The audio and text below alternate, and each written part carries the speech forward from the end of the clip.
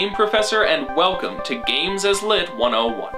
I haven't had much opportunity to talk about it on this show so far, but I love Japanese RPGs.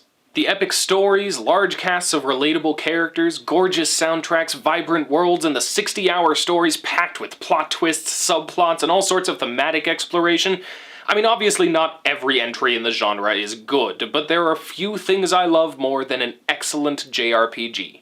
That said, these games are incredibly long and packed to the brim with story content, so I actually currently have a policy not to analyze them until I have enough Patreon support to justify the sheer amount of time and effort that goes into making these analyses for a game this long.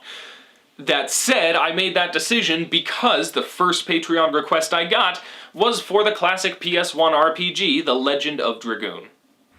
This is a game I'd actually bought a long time ago, but it joined my long backlog and sat on my shelf until I got this request. I've since edited my Patreon rewards to reflect the amount of work I'll need to put in, but this request was still made first, and I'm finally making good on it. The Legend of Dragoon is an RPG developed in-house by Sony Computer Entertainment. They'd kind of cornered the market on JRPGs at the time with the exclusivity of Final Fantasy to their console, not to mention all the other classic Japanese RPGs on that system, but I get the feeling they wanted to get in on that action after Final Fantasy VII proved to be such a monstrous hit. So in December of 1999, The Legend of Dragoon released in Japan, with an English localization hitting America and Europe over the next year or so. The game was launched to a mixed but fairly positive critical reception, but over time it gained something of a lesser-known cult classic status from a dedicated following, and it's pretty well beloved even today. Now, this web series is about the game's story, so I'm not going to be talking too much about the gameplay, but I should mention it, because it's one of the reasons people enjoy this game as much as they do.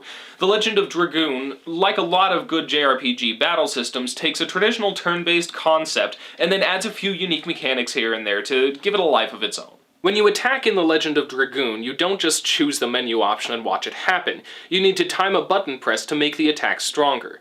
Each button press you make in the sequence, the character attacks again, increasing damage and giving you more SP so you can more quickly transform into your powerful Dragoon form. As you perform these combos perfectly, you unlock more complex and difficult ones that do more damage and acquire more SP. It's a neat way to make attacking more interesting, and it helps set the game apart from its competitors. Now, I have my ups and downs with the gameplay, but I'm not actually going to talk about that anymore after this, unless it relates into the story somehow. Remember, these analyses are not reviews. I'm not here to describe the game to you and tell you whether it's good or bad or anything like that. We're talking about the story and what it means. So to that end, I'll only really be talking about the gameplay in the future if it relates to how the story is told. Now then, on to the good stuff. The Legend of Dragoon is actually pretty thematically similar to some other games we've covered on this show, notably in that it's about moving forward and accepting change. But the unique spin in this case is that it's actually talking about a pretty specific scenario surrounding this concept of change. The Legend of Dragoon is about being able to recognize when things aren't as you thought they were, or perhaps as you wanted them to be, or maybe changed from the way you once knew them, and being able to adjust accordingly instead of sticking blindly to your outdated perceptions. As is befitting of such a concept, the game has themes varying from racism to religion to coming of age and a variety of other things. Now, the presentation and the story of the game is far from perfect, but it does have a pretty impressive degree of narrative cohesion, and that makes it pretty easy for us to connect everything in with a central idea. So we're going to do something a little different this time around. This game is really long, and a whole lot of things happen in it. So if I were to summarize the plot the way I normally do in these analyses, we would be here for hours just with me expositing the story to you. We don't need that. So instead, I'm going to give a very simplified overview of the basic plot of The Legend of Dragoon before going into more detail on each of the playable characters, and then wrapping it all up and tying all of it into the game's established thematic core. As always, this is a full story analysis. It's going to contain a whole lot of spoilers, and obviously a summary and analysis can't carry the same emotional weight as the original game, so I recommend, as I always do, that you play the game before watching this video. In addition, this game is huge, significantly bigger than anything I've analyzed before, so this might be a little confusing if you haven't played it, but I guess we'll find out. Before we get to the summary, though, there is one very important thing we need to talk about: localization. In the early days of gaming, many beloved games were coming out of Japan, but the industry wasn't the business giant it is now. Localizing the games was often a secondary priority, so not much money or effort was really put into the process. The result was a lot of errors, many of which are famously comical. And this wasn't just a problem with the little, low-budget Japanese games, either. Even Final Fantasy VII, probably the most culturally significant JRPG, excluding the original Final Fantasy, had its share of errors, along with serious naming mistakes and just generally poor translation. The result is, quite simply, that we can't really judge the writing of these games. The story, yes, and the presentation definitely, but the dialogue and such has been filtered through some pretty bad translation. The writing in this game could have been of Shakespearean levels of quality for all I know, but instead, America got this.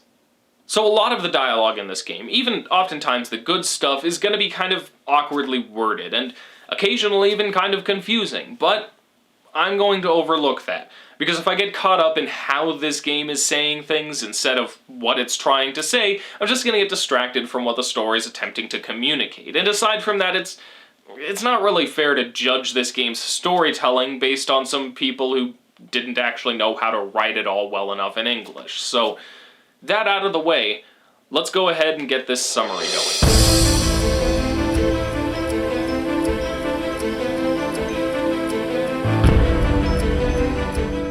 Dart is a young man who left his home village years ago to hunt for a monster who destroyed his original hometown and killed his parents when he was young.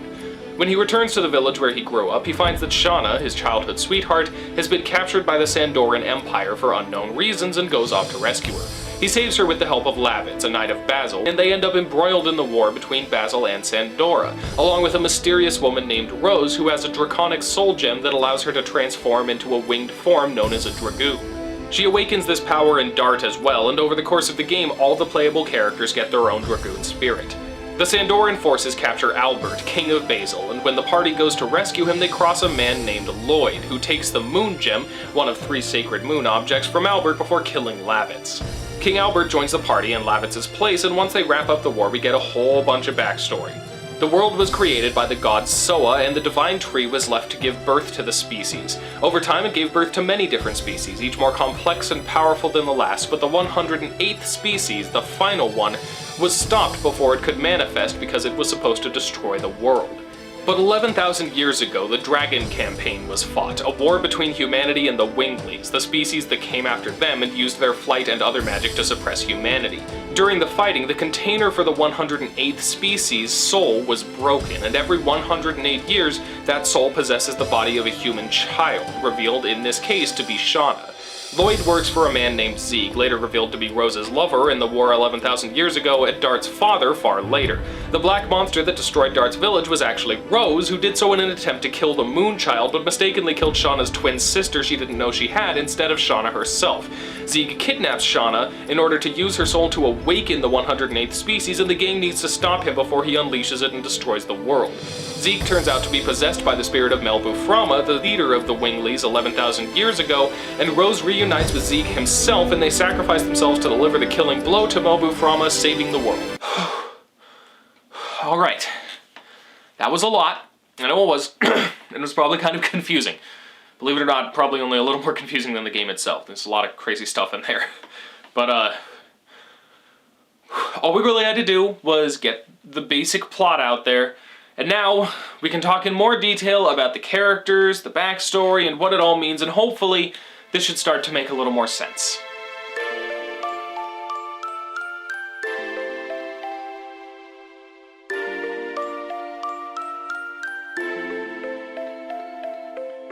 It's kind of unfortunate that this is the best way to do this, but it really is. Shauna is one of the least remarkable characters in this story, and Dart, despite being the protagonist, only fares a little bit better than that, but together they're actually one of its more interesting parts.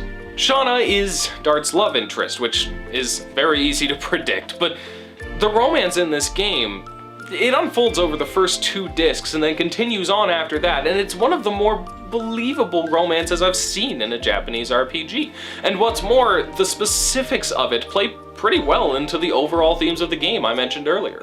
After the destruction of Neat, the village where he was born, Dart grew up in Celis along with Shauna, but as he grew older, he grew more and more restless about the Black Monster, and eventually left Celis and Shauna behind to pursue it.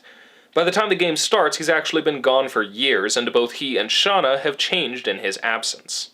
I said earlier that this game is about the necessity of recognizing and accepting change, and that's exactly the challenge that these two characters face. Dart still sees Shauna kind of like a little sister in need of protection, but Shauna felt abandoned when Dart left, and she spent all those years trying to become more independent as a result. If Dart wasn't going to be there for her, then she couldn't count on anyone to be. But when he returned, Dart didn't really realize anything had changed. He just saw the same girl he knew when he left. Shauna does have some trust issues at the beginning, which basically just results in her trying a little too hard to be self-reliant instead of trusting anyone else to have her back. But ultimately, that gets solved a little too quickly to be of all that much consequence.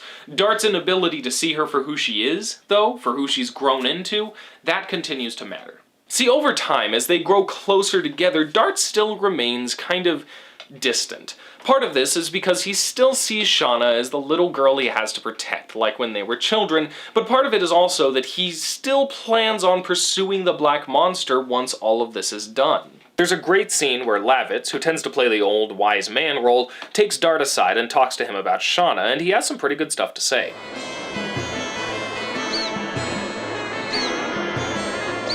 Again, weird wording because of the localization, but he just hit the nail on the head here. Dart's been regarding Shauna as a little girl he protected as a kid instead of a grown woman who can make her own decisions and take care of herself. I mean, she's basically useless in battle, but I'm going to pass that off as a minor little narrative inconsistency. Annoying, but not debilitating to the point. And the best part is, it actually does take them a while to get together, and their relationship is developed over way too many small scenes for me to go over in any detail here, but it also doesn't drag it out until the end of the game. Dart and Shauna actually get together in a genuinely adorable scene at the end of Disc 2, halfway through this 50-hour game, so we get to see a bit of their relationship in the story itself. Most games don't like dealing with that. I know I'm not going into too much detail about how the relationship develops over time or anything, but this romance forms over the course of the first 2 discs of the game. It's a 4-disc game and about a 50-hour RPG, so I think it'd be wasting both of our time for me to go into every little detail of every little scene over the course of the first 25 hours of gameplay. The most important thing to note about this romance, for the sake of this analysis, is that it's based on a genuinely interesting central conflict, the difficulty in seeing each other as they are instead of how they once knew each other, and that contributes to the overall theme of the game.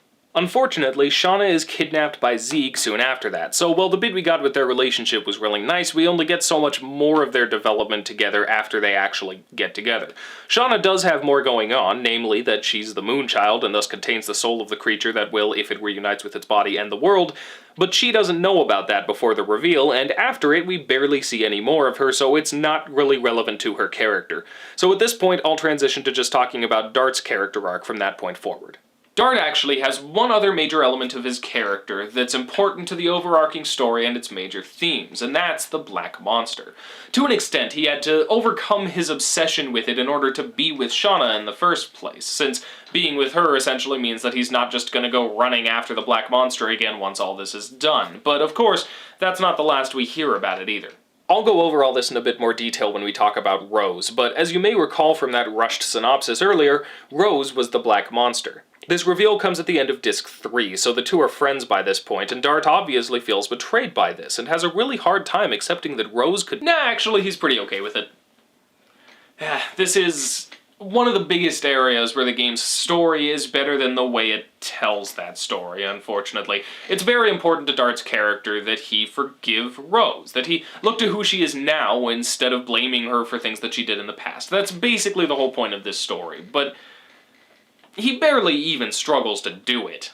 They have a brief sword fight, more to get his aggression out than an actual attempt at killing her, and then there's a pretty great scene, actually, where Rose tells Dart to kill her, since that was what he wanted to do all along, but he refuses, and he's just kind of okay with her after that.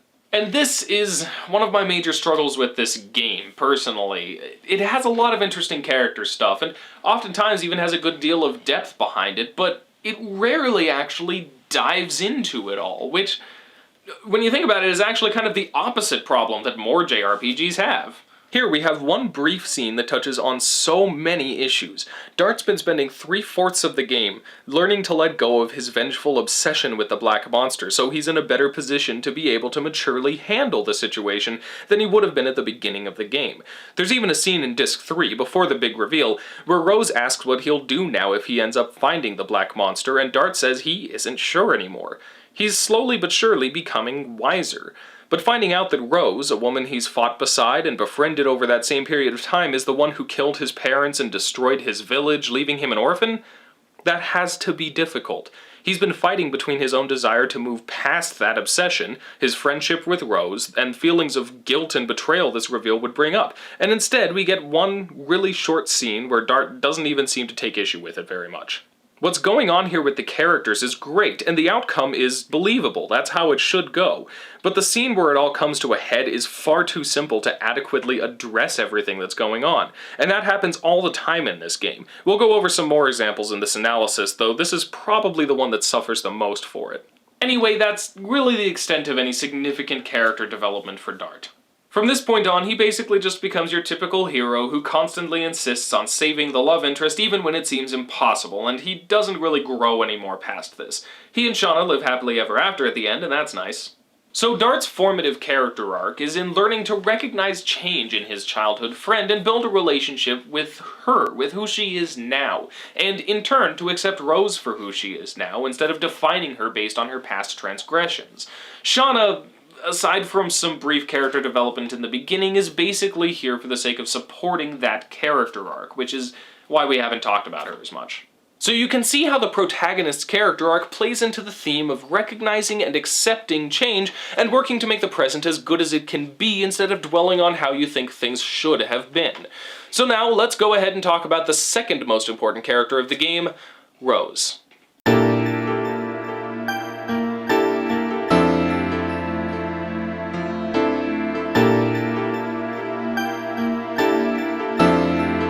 Rose is kind of a difficult character to talk about in detail, because most of what makes her interesting happened literally thousands of years before this game takes place, and we don't find out about any of it until about halfway through. So, let's start by going into a little more detail on the events of the Dragon campaign. 11,000 years before the events of the game, the 107th species, the Winglies, ruled over humanity. And it wasn't a very good rule. Humans, the 106th species, learned to harness the power of dragons, which came right before them, in order to fight back, and eventually overthrew the Winglies. Rose was one of the Dragoons who fought in this war, with Zieg, her lover. It was long fought, and ultimately Rose was the only survivor. But in the course of the final battle, the artifact the Winglies had created to house the soul of the 108th species was shattered. The body was still separated from it, held in the sky as the moon that never sets, but the soul manifested in a child every 108 years, and Rose took it upon herself, as the last surviving Dragoon, to kill the child that it would possess before it could find its way to the body. So Rose lost everything that was important to her, and then spent the last 11,000 years on a lonely, horrible mission with the weight of the world on her shoulders, the only one who could bear that burden. She's the closest thing in this game to your stereotypical brooding hero. She's cold, calculating, and practical, but ultimately she's also sad and broken underneath it all. The key to understanding Rose is understanding that the last 11,000 years have had her doing some pretty terrible but very necessary things. She feels shame for what she's done when she allows herself to, but she also knows that they were important and had to happen, and this taints her view of herself. When Rose was young, she had a strong sense of purpose stemming from two primary sources, the Dragon campaign and her fiancé, Zieg. The Winglies were pretty awful toward humanity. Since they were the newest and most advanced species, they thought that gave them the right to rule over humankind, and it wasn't pretty. It's kind of like how we look back on World War II. There was a very clear enemy, and they were very clearly in the wrong. She was fighting for good, unquestionably, and that gave her purpose. And on a more personal level, she got fulfillment from her relationship with Zieg. She felt as though she was contributing to a worthwhile cause, and she was personally valued by someone she loved. But of course, the trouble with basing your self-esteem on outward things is that if those things are taken away, you have no more support. When the clarity of fighting an evil enemy was over, and Rose thought her fiancé dead, she had no more support as she did necessary but very horrible things, and she was forced to see herself only based on these things she had to do. She had become a monster, and she knew it. What Rose needs to overcome over the course of this game is her guilt-ridden perception of herself. Not to say it's entirely without merit, she has plenty of blood on her hands, however necessary it may have been, but much like Dart, she needs to forgive herself and move on in the face of a new and better opportunity. Working with Dart and company is a return to what she once knew, a just cause, an evil enemy, and support from people close to her, and it changes her. Put in a new situation, she learns to be the person she used to be again, rather than the person she's had to be for the last 11,000 years. Despair is a rather strong emotion. Once in its grips, it can be quite difficult to get back out. Rose had more than sufficient reason to end up drowning in it, and it's actually really impressive that she managed to hold on for these 11,000 years and continue doing what she was doing in the face of it all. But now she's no longer alone, and she no longer needs to be doing the horrible things she had to do. There's a better way, with her friends by her side, and she recognizes this and allows herself to change in response to it. The final battle of the game ends with her and Zeke giving their lives to destroy Melbu for good, and honestly, I'm kind of mixed on my opinion of this ending for Rose. On one hand, it's the heroic sacrifice that allows the two lovers to be together again in the afterlife and all that, and God knows Rose had a long and difficult enough life to deserve the rest, but at the same time, it seems a shame that it would happen so soon after she learns to live again, especially since, in all honesty, the necessity of the sacrifice seems a little forced, making it obvious that it really only happened so Rose and Zeke could be together in death. But still, it probably doesn't come across too well in an analysis video like this, but Rose is one of the more interesting characters to watch as the game goes on, and she develops and grows and heals some of her wounds. And her character arc is pretty solid and contributes quite well to the game's overall themes.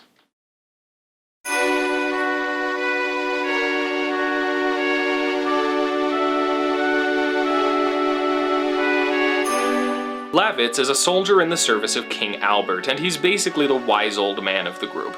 He's not that old, but he plays the role anyway. He doesn't really have much of a character arc, he gives a ton of great advice, and dies at the end of the first disc to move the plot forward and motivate the characters. So, you know, wise old man. Despite Lavitz's relative simplicity as a character, he is pretty definitely my favorite character in this game, which actually made his death one of the more emotional moments of it for me, but we are going to talk about that in more detail in a minute.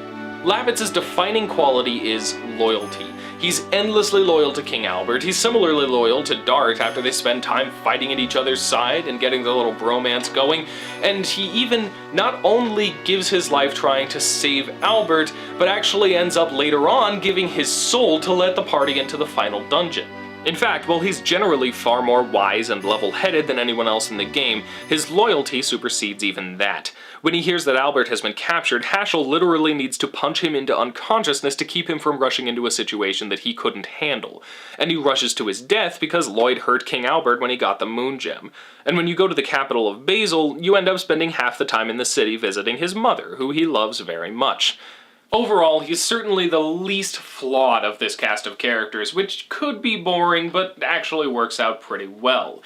He's only in the first fourth of the game or so obviously there's not as much time, and he doesn't need to have as much development as the other characters do, and he does have an interesting bit of character development near the beginning, and for that matter, his death itself is very influential on the characters for basically the rest of the game. The only real character development Lavitz gets is when he confronts Graham, the man who betrayed and murdered his father. Though really, this exchange is more interesting for Graham than Lavitz. It's basically the typical exchange where Lavitz comes to understand the person who wronged him, but of course the person is still terrible and fights him, and Lavitz defeats him and gains inner peace from the proceedings. And a dragon spirit, so that's neat. But more interesting is Graham's story itself. He recounts that when he fought by the side of Lavitz's father, he was always lagging behind him a bit in power. Normally, this is where jealousy would drive him to murder in a story like this, but actually this story takes a bit of a different twist. It was fear.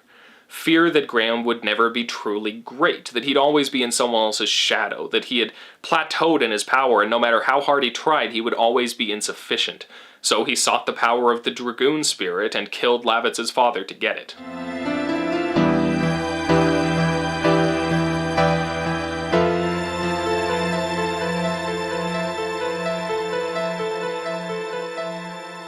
really like this idea for a character, but of course it's all explained in this one exchange that's pretty brief, and it's all stated in a very simple and concise manner, which, again, not normal for Japanese RPGs. I'm still not really sure if the writers here were lazy or just really concise and wanted to let us infer things, but most of what I just explained was not even explicitly said in this scene.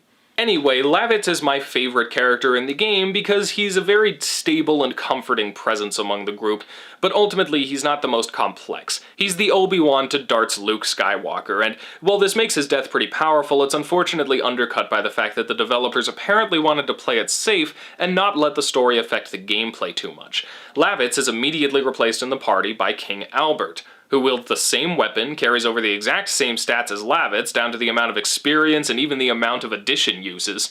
The story loses a character, but the gameplay loses absolutely nothing. I'm not going to bring this up again because it's an unfair comparison, and Legend of Dragoon does have an identity of its own, but it's obvious that it takes a lot of inspiration from Final Fantasy VII, which also killed a beloved character at the end of its first disc. In all fairness, basically every Japanese RPG since Final Fantasy VII, in one way or another, takes a level of inspiration from Final Fantasy VII, but in any case, I don't think Dragoon really understands what made that death so powerful. Someday I'll analyze Final Fantasy VII and go into more detail, but for now, and without spoilers, the one thing I'll point out is that Albert immediately replacing Lavitz cheapens his death. It keeps the impact squarely in the realm of the story and doesn't affect us on any practical level. Part of the brilliance of how this was handled in Final Fantasy VII is that once that character died, they were gone. They had an entirely unique weapon class, their own set of limit breaks, they were their own unique character, and a third of the way through the game, they simply were no more. We weren't only affected emotionally by the death of a beloved character, we were affected practically by the loss of a teammate as well. And that kind of blending of narrative and gameplay worked to great effect. But when we just immediately get a replacement, functionally identical in every way, we don't feel the loss as much, and it loses much of the impact. The narrative can pack an emotional punch, but when it could also use our interaction to make it stronger, this really just seems like a missed opportunity to me.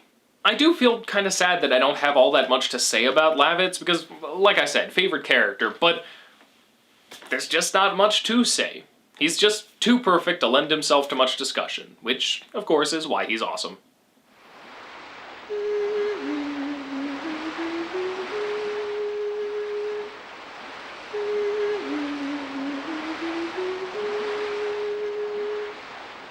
Haschel is a martial arts master Dart meets at a fighting competition.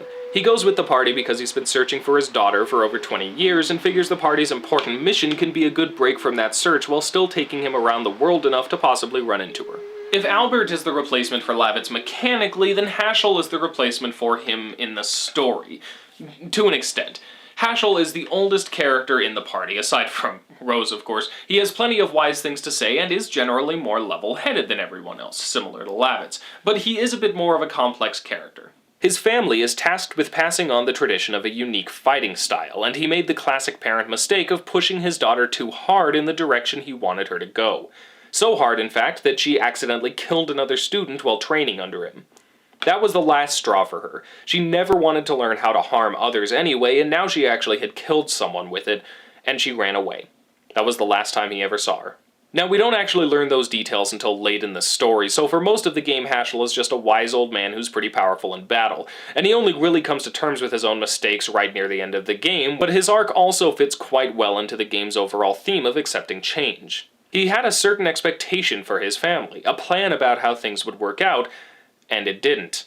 He tried to force it anyway, to push the martial arts techniques onto his daughter, but his unwillingness to accept that she didn't want that ended up getting someone else killed and scarring his daughter emotionally to the point where she ran away. His inability to recognize when his plans had to give way to his daughter's desires for her own life and her happiness resulted in him losing her. So obviously he fits into the overall themes of the story pretty well, but he also has one other major thing going for him, and that would be Dart. It's implied, actually quite subtly, that Haschel's daughter is actually Dart's mother. On one hand, this adds an extra layer of tragedy to Haschel's mistake, since she was killed when the Black Monster destroyed Neat and he'll never get to see her again. But the silver lining is that Haschel has a grandson, and is dedicated to seeing him through this trial. In a way, Dart represents a chance to make up for the wrongs he's done his family. It's a simple character arc, but it's effective and thematically appropriate.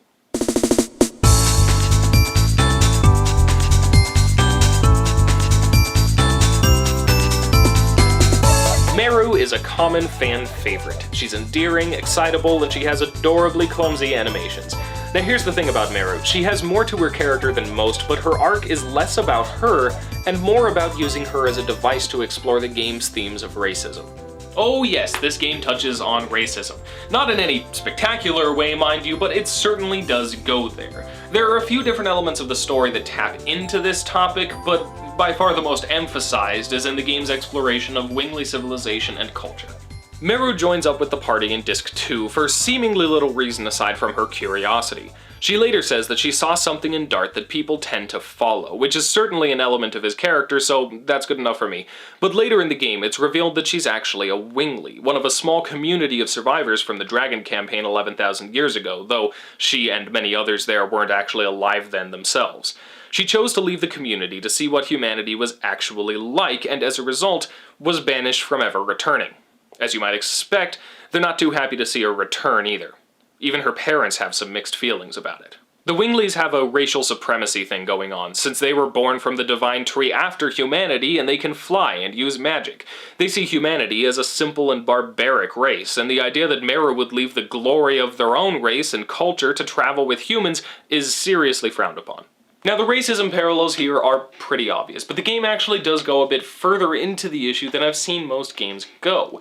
We get a full view of the Winglies' racist ideology, the injustices they perpetrated on humans in the past, and even the relatively casual racism that still haunts their people. When the party visits the ruins of ancient Wingly cities, they discover many disturbing things about the ancient society. Well, Rose already knew them, but that's beside the point. The Winglies subjugated humanity, as they believed was their sacred right as the superior species, and would even put races like humans and gigantos in colosseums to fight to the death. It's like if Rome was ruled by magical flying Nazis. Ultimately, they basically became control freaks of the highest degree.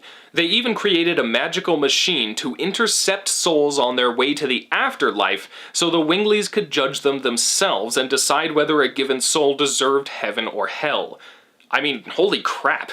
And it's implied not only that humans were never favorably judged, but that the machine has still been intercepting souls in the 11,000 years since the Wingly civilization fell. The racism of the Winglies was accompanied, as racism often is, with the belief that they were superior, not just to other races, but as a whole, that the world was theirs by right. They sought power it didn't even make sense for them to have, because they felt they had a right to it, and innumerable people suffered as a result of their pride. And of course, having their civilization destroyed by humanity did not ease this prejudice at all. Now, what relatively few Winglies remain are locked away in a secret forest village, and most of them still harbor hatred for humans. And often, it's entirely irrational, based on the tales of old Winglies, since no one who actually grew up in this village has ever even met a human. Meru was kicked out for even trying. They've locked themselves away to stew in their ignorant hatred, and the results of putting themselves in a racist echo chamber entirely separate from the people they're so harshly judging are evident. But Meru actually sets a great example for how past injustices are to be dealt with in the present. She vehemently opposes those who ignorantly hate humanity, but she also recognizes evil within humans when it pops up. As obnoxiously joyful as she is, she's not so naive as to see either humans or Winglies as the enemy, but instead acknowledges the good and evil inside both of them. And perhaps most difficult, she feels the guilt of her people's crimes and seeks to make things right by improving modern relations with humanity. There's a scene where the party discovers the old Colosseum, and Meru gets genuinely upset that she's part of the legacy of the Winglies who would do such horrible things. She doesn't brush it off as dead and gone because the effects of that injustice are still felt. She genuinely feels remorse for it. But of course, as the group is quick to remind her, those injustices are not her own, and she is not defined by the sins of her forebears. Her sensitivity to the sins her people perpetrated in the past is commendable, as is her willingness to take control of her own choices and be something better. Themes of racism are actually pretty common in fantasy, even if it's not a perfect parallel, since the races in these fantasy scenarios usually do have actual differences between them, aside from just the color of their skin, but it still gets the idea across quite well, and this game does the topic surprising justice through its portrayal of Meru's relationship with her own people and with humanity.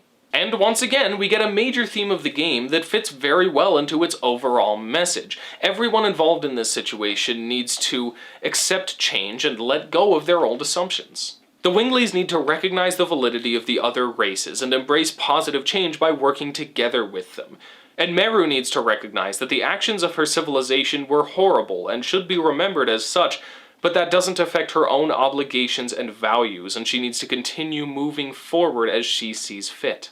As a character, Meru is fairly simple. She's a good-hearted descendant of a tyrannical society who fights fiercely for the equality of species. And by the end of the game, that's still pretty much all she is, and really it's all she needs to be. She's the bridge to allow this game to tackle issues of racism and racial tensions, and to that end, it works pretty well.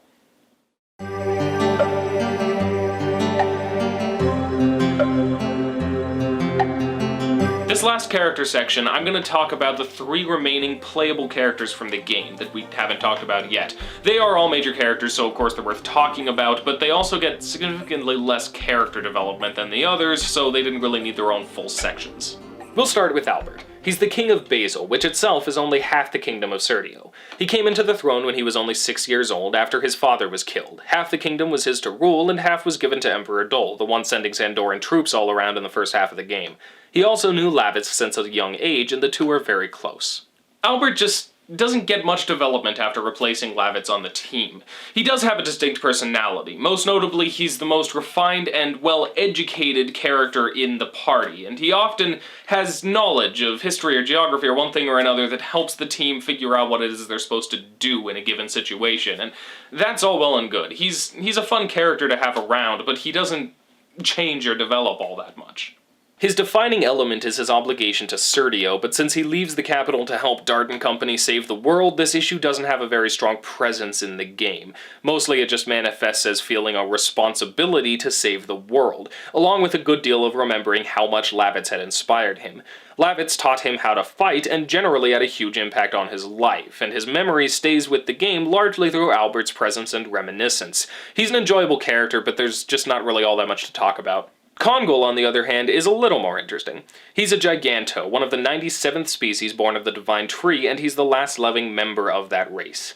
He's an interesting character in that his culture was a relatively simple one and valued strength above all else. He's actually a boss early in the game, but when Dart defeats Emperor Dole, Kongol joins him, since he's proven himself the strongest.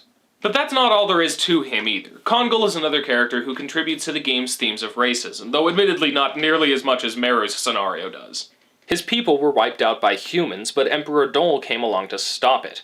He was too late, unfortunately, but found Kongol in the wreckage and took him in.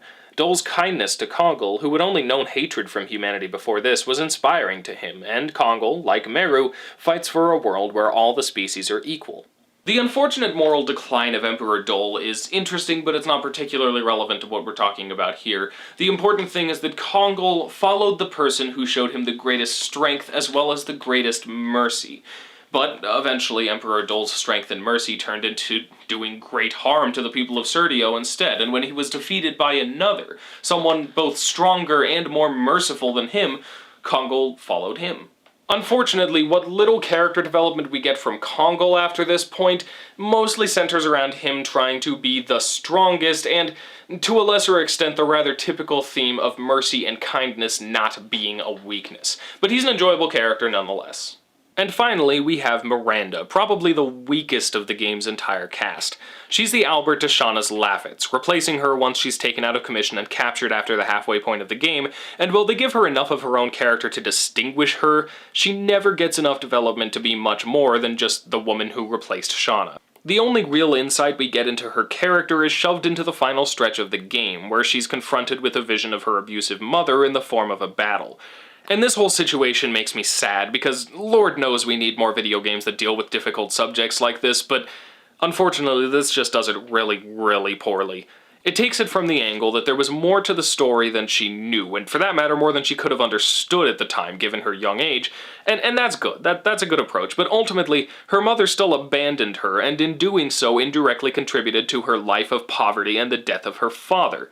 But once she finds out life wasn't easy on her mother either, she kind of just lets it all go. Not just forgiving her, but acting like she didn't even do anything wrong at all. And that's not really how that works, and though it fits within the overall theme of accepting change to your assumptions and acting accordingly, it's just not a very well done example, and it ends up kind of problematic in the message it gives.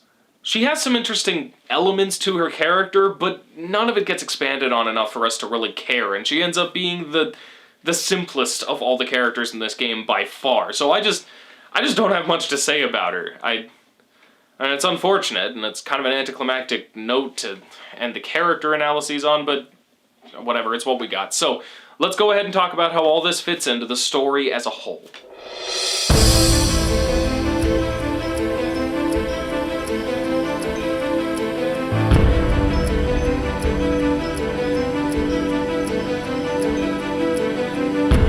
So I've spent a ton of time going over the characters, but there's some stuff to gain from the overall plot of this game too, and I only went over that really briefly early on in the analysis. So I'm going to conclude this video by going back to the plot, the grand scheme of The Legend of Dragoon, and talk about how it relates to the themes that we've been establishing.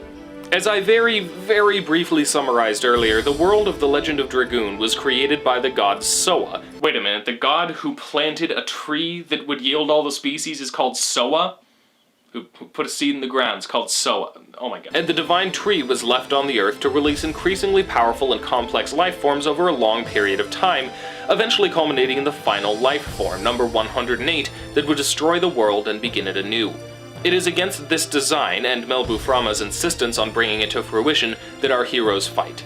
Now, many a JRPG ends up with the characters needing to fight a malevolent god, or at least a being with near-godlike powers of one kind or another. That's nothing new whatsoever, but The Legend of Dragoon does do something I'm not sure I've ever seen any game do before on this front.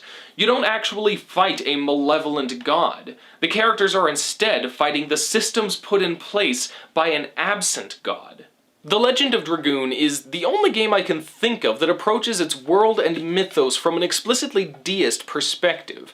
To simplify it a whole bunch, deism is the religious belief that there is a creator, a god, but whoever they are, they're absent from the world and don't involve themselves in its affairs. Naturally, this excludes most organized religions, since they tend to believe in a god who reveals themselves through a holy book and is, to one extent or another, still invested in what happens here.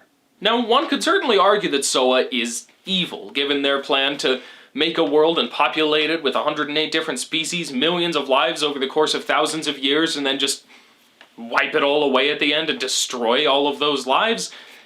Yeah, without Soa around to defend its own actions especially, it's very easy to make that argument. But regardless of whether Soa is evil or not, they're not the enemy of this game. They never make an appearance at all. We're not fighting against Soa in The Legend of Dragoon, not against the god itself. We're just fighting against the systems put in place at the creation of their world. Melbu Frama, then, seems to believe that this plan is the ultimate good. And to be fair, that's understandable in a sense. Many philosophies across history have defined morality and the purpose of humanity based on the nature of the god or gods they believed in, and in that scenario, it's understandable to think that the plan put into place by the creator would be the ultimate goal of our existence and the ultimate good we should strive for. But again, Legend of Dragoon has one major difference between its religious situation and that of most world religions on which those philosophies have been based. Soa is no longer present. The concern here is not pleasing a god who's invested in your life and decisions, it's simply fulfilling the vision of a creator that's no longer involved or interested in what happens. This means that the entire plot of The Legend of Dragoon is, in essence, caused by someone prioritizing the original vision for the world over the only people to whom its fate actually matters anymore. The world is full of countless lives now. People trying to live their lives and protect what they love and enjoy Soa's creation. The Legend of Dragoon posits that this life, the complexity of everything that is flawed and beautiful to come out of the divine tree, is worth more than any plan that Soa could have had at the beginning of the world, and that as the people whose lives are at stake, the people who now live in this world and need it, they have the right to deny that destiny and choose their own. And this is the ultimate expression of the game's major theme. Melbu Frama's mistake was in failing, or perhaps even refusing to realize that the world Soa created outgrew its original plan. That the cosmic machinations of some being who clearly doesn't even care anymore are not as important as the people and the lives that have sprung up here since that plan was created. and that mistake caused so much pain, death, and suffering. The Legend of Dragoon is about the ability, and indeed the necessity, of recognizing change and being able to adjust your own approach to something when it becomes clear that your old assumptions are no longer valid. And it expresses this in a great variety of ways. It's in the whole plot with Melbu trying to stick with Soa's original plan. It's in all of the commentary on racism and prejudice and long-held grudges. It's in Dart's love for Shauna, Rose's forgiveness of herself, and Meru's testimony to the Wingleys about the human race. And of course, that's what the whole story is about. About seeing when a plan is no longer as important as the people it puts at risk, when a world has outgrown whatever reasons it was created, and when to focus on what's important instead of blindly charging toward your original goal without consideration to how the world changes around you. Because things do change, and sometimes we need to change with them, and that's okay. I do think that The Legend of Dragoon has a good number of stumbling blocks on the way to effectively communicating these ideas. I dealt with some of them here, but I didn't obviously go into all of my likes and dislikes about the game because this is an analysis of the story, not a review, but I did have a number of issues with it. But even so, I am genuinely impressed at how well it all came together thematically and how well everything fit. I don't think it necessarily deserves to stand among the absolute best of the JRPG genre, but it definitely did what it did well enough to earn the following it has. Thank you for joining me on this trek through a classic RPG. I hope you enjoyed the video and learned something about the game, and whatever your thoughts, I look forward to hearing them in the comments. Also, if you enjoyed the video, I ask that you consider hitting that subscribe button down there, as well as the links in the description to follow Games as Lit 101 on Twitter and on Facebook. I'll also remind you really quick that this episode was requested by a patron, and if you would like to tell me to analyze a game of your choice, you can click the Patreon link down in the description and consider supporting the show in exchange for being able to tell me what to do. Next week, we're addressing a major shift video games have experienced since the arcade days. A shift from giving the player a challenge to giving the player an experience. And next month on Literary Analysis, the votes are in. I asked you which horrible game I should analyze as a celebration for reaching one of my Patreon goals, and you all wanted to subject me to Metroid Other M. So alright, that's what's happening next month. So, until then, class dismissed. And I was going to analyze Journey next too.